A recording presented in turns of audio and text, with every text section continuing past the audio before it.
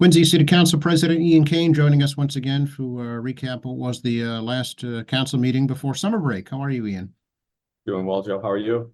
Doing all right, thanks. It was a busy one too, wasn't it? Yeah, it was busy. We had a number of year-end or fiscal year-end financial transfers to run through, but we did also have an ordinance and finance committee meetings before the regular council meeting. Yeah, I guess the biggest order of business to complete the budget, right? Yes, yeah, which came at the very end. So everything else sort of came in the way before. Sure. Any significant changes to the budget out of finance? No, nothing significant. Nothing of note. It passed unanimously. And same Okay. with water and sewer and the same with the water and sewer and the enterprise funds rather. Right, right. Okay. Very good. So we begin with the ordinance committee if you like. Yeah, sure. So there were three items on that agenda. I'm sorry, there's three on the finance. There was one on the ordinance, and that was an amendment to a tax incremental financing agreement between Foxrock and the city. This was an amendment made to an agreement that was originally established in 2016. The tax incremental financing mechanism is economic development program to promote jobs and community investment. So it started as a 20-year agreement. There were some augmentations made to it so that it continues to provide what is essentially tax relief over growth, right? So they'll continue to pay their base tax rate at the corporate level. But then over the first 15 years of this agreement, 100% of the growth will not be taxed. And then there'll be a sort of staged approach exit from 50% on to 10% and then back to the regular tax rate after the end of the agreement, which is scheduled to end in 2037. So the exchange was approximately 75 more jobs from Granite Telecommunications. Foxrock manages the real estate for that group. There's a $9 million property capital investment that will go into this particular property, which is 61 Heritage Drive. And the exchange value is about $2 million over the life of this agreement. $2 million. Okay. Is this their actual headquarters up at State Street? Is this the building we're talking about? Heritage Drive is across the way, so their headquarters is on Oh, Newport Ave Extension. Yeah, so it's gotcha. another Okay. that I know that they've been using. They acquired at this time, I think in 2016, which they've been using to expand on their footprint. Gotcha. Okay. Thank you very much. Is that approved unanimous? That was it was 8-0. I abstained because my relationship or Cubic's relationship with Foxrock. Oh, I see. Okay. Yeah. So then we went into the finance committee. There were three items on that agenda. There was an appropriation for $1 million for preliminary work for the new Squantum Elementary School, which was passed. And then there was an appropriation for $320,000 for a Mass School Building Authority project at Montclair, which Montclair Elementary School in Ward 3 for the roof replacement project, which also passed. And that's a project that will anticipate about 60% cost recuperation through the Mass School Building Authority program. And then there was an ordinance for amending the municipal code to change the salaries for the city councilors, which also passed. It was originally proposed at 47.5, and Councilor Ash cut that by 3,000 to match what was presented in a report that was put together by Councilor McCarthy, just showing what would be a sort of steady increase in I think it was about 3% raise over the last 10 years, and that would be the number met. And I guess just in connection to that, I put forward in the main city council meeting to accompany that ordinance and the ordinance for the salary increase for the mayor position, which would guide a future process so that the city, no one is put in this position again where there's sort of a not guided process. There wasn't there was a fine report presented, but I think a more outlined process for guiding salary increases based on a base salary in a particular year will be useful going forward. So the amendment, which was put into ordinance from the main city council meeting last night, will be heard in the fall. or I guess in September when we come back from the summer break. But essentially, when it does go into place, and there'll probably be, some sort of grace period that, over the next,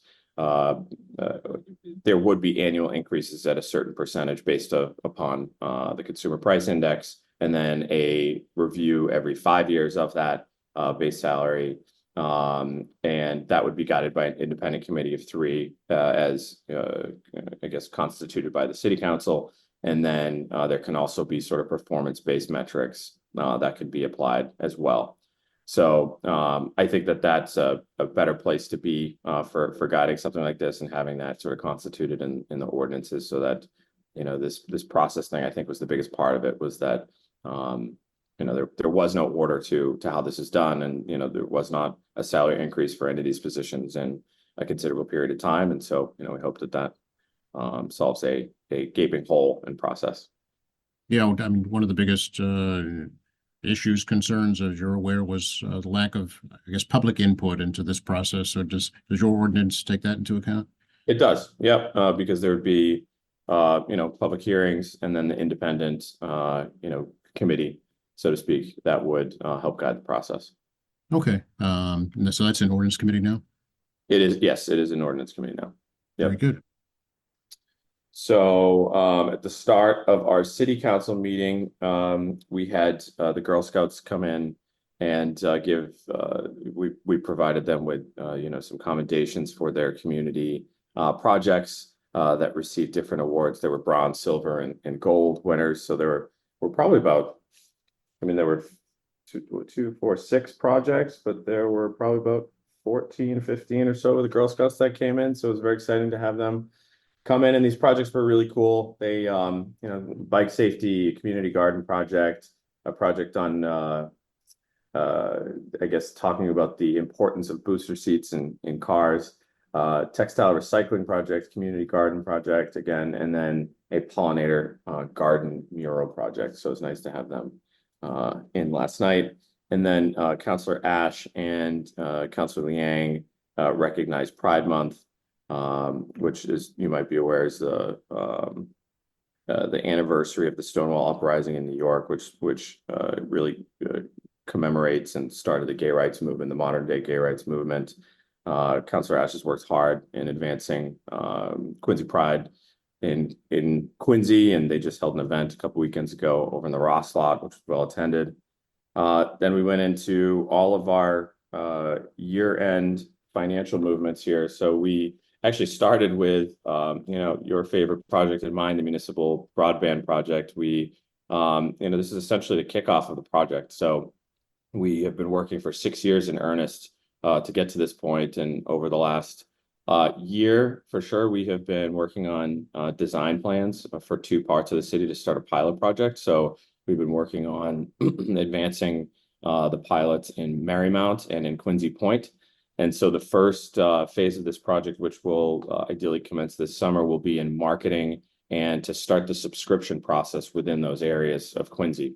This project will be as successful as it is based on what's called the take rate, or the subscriber, sort of percentage, which ends up helping to finance the project going down the line. But, again, this has been a long time coming. This has been still the number one thing that I hear about from residents of the city is when is this project coming to fruition? And so now we're kicking it off, we're getting going. So this is positive movement. So we appropriated $250,000 toward the start of this community effort, the marketing and the subscription process.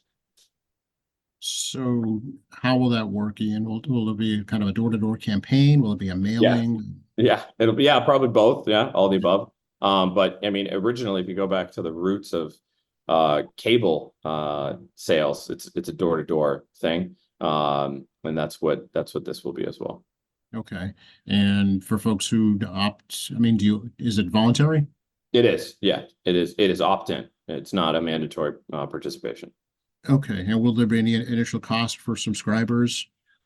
So there will be, and that will all be outlined when the packages are put together. I don't want to put any numbers, but obviously the goal of this is to bring costs down create the competitive marketplace to have multiple service offerings that people can compete against. So there will be costs like over the life of the project, which is about 20 to 25 years. The whole, like your pipe that would be connected from the street to your house, kind of like a water pipe, which will be considered as such, I think is about, I want to say between 2,000 and 3,000 over that span. So that's what you're paying on a frequent, monthly basis divided over the life of the project. Okay. The question is, if somebody comes to my door and wants me to opt into this, I'm signing up for something that essentially doesn't exist yet. Yes, that's correct. Okay. Yep. Yeah. But the idea is that, when the design plans are, I mean, obviously this is a feeler. This is, hey, are you willing to commit to this if we are going to do it? And Right. then in the fall, we come back with the plans and the costs, that would be necessary to get shovels in the ground to start Okay. work. Yeah. If it doesn't happen, does the subscriber get reimbursed? I'm assuming, because these details are being filled in, right? So Okay. I'm assuming that nobody has to pay up front. Like Okay. it's just based on your commitment to the project that we go out and finance the project on the Okay. back. Okay. So it's basically it's a survey. Yeah, essentially. Yeah. I don't, in fact, great questions you're asking. Those are details that'll come this summer, but I'm not sure how strict that commitment is Yeah. on the front end. Okay. All right. Brand new, so it's Yeah, going to no, it take is some brand new. fleshing Yeah. out. And is there a timeline if enough folks do express an interest? Yeah, so ideally, we get through this process in the summer, and the expectation that the applicable take rate is about 30 to 35% to Okay. rolling in year one. Okay. So and then I think we discussed last night, getting shovels in the ground as soon as possible would be great. So it might hopefully fall, but ideally fall, hopefully not too much further after that. Okay. All right. So, and just to be clear for folks, this is for internet service, not for cable. Correct. That's Okay. correct. Yeah. So I think there's some confusion about that as well. Although in this day and age, of course, you can get TV over internet now. So yeah. Anything. Okay. Yeah, anything. Yeah. Okay. It's limitless. Excellent. All right. Well, keep it rolling. Thanks. Will do. All right. So we then had, let's see, another year at appropriation for almost $9 million, that included various departments, which passed. We had, let's see, almost $67,000 moved to the Parks Department from Community Preservation. We had about $900,000 moved to traffic, parking, alarm, and lighting from a reserve for appropriation. We had $245,000 moved from the hotel motel tax and tourism account into tourism. We had $1.66 million to Quincy Public Schools and Quincy Access Television from a large incumbent provider that will remain nameless. We moved $400,000 to the Park Department capital expenditure for tree offset. Let's see, and then there was an appropriation for, what was this? Oh, it's setting limits in the by the Municipal Modernization Act to the Department of Revolving Funds, which is something that we do every year. That passed. We had an appropriation for just over $1 million to fiscal year 23 health expenses from free cash. Then we went into $450,000 to natural resources capital for park improvements. We approved a solar canopy at the public safety headquarters, which sounds very interesting. That's for the new one, I'm guessing, right? That is for the new one. Yes. Okay. Yep. And was that part of the original scope of the project, or is that an add-on? Do you know? That's a good question. Okay. I'm assuming it's an add-on considering it came separate. Okay. And then, let's see, there was an order for new Squantum School project use of contract manager at risk delivery method. There was a small, I guess, typographical error that we Oh, I corrected. see. Okay. So yeah, this approved the use of the construction manager at risk delivery method for the construction. So that accompanies the $1 million that was approved out of the finance committee meeting.